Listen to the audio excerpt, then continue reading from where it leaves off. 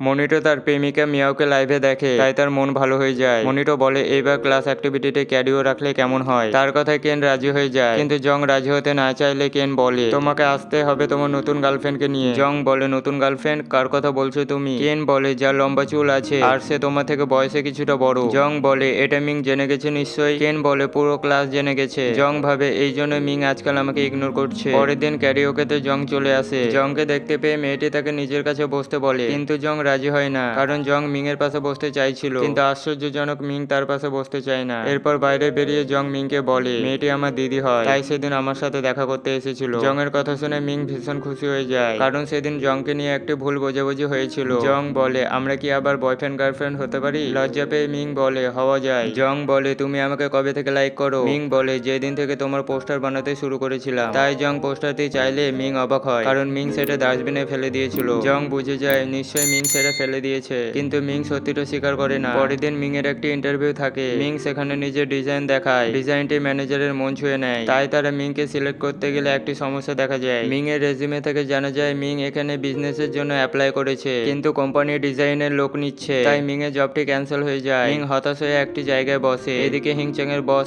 এমন একজন এমপ্লয়ি খুঁজছিল যে তাদের কোম্পানিটি এগিয়ে নিয়ে যাবে। তখন মিং এর সাথে তার কথা হয়, আর মিং এর ডিজাইনগুলি তার ভীষণ পছন্দ হয়, তাই সে মিং কে সিলেক্ট করে নেয়। মিং ভীষণ খুশি হয়, তাই খুশির খবরটি জংকে শোনায়। জং তার খুব প্রশংসা করে। মিং বলে পরীক্ষায় পাস করতে হলে তোমার নোটসের দরকার পড়বে, তাই জং এর সব নোটসগুলি নিয়ে নেয়। এরপর জংকে কাজ করতে দেখে মিং ভাবে জং বড়লোক বাবার ছেলে নয়, সে সবসময় কিপটামো এই জন্য দেখাতো যাতে সে টাকা বাঁচাতে পারে, তাই জং এর প্রতি মিং এর খুব মায়া হয়। মিং বলে চিন্তা করো না, আমি এই সিক্রেট কাউকে বলবো না। জং বুঝতে পারে না মিং কি বলতে চাইছে, তাই জংকে কিছু টাকা দিয়ে সেখান থেকে চলে যায়। আর এইদিকে জং খ্যাপার মতো তার দিকে তাকিয়ে থাকে।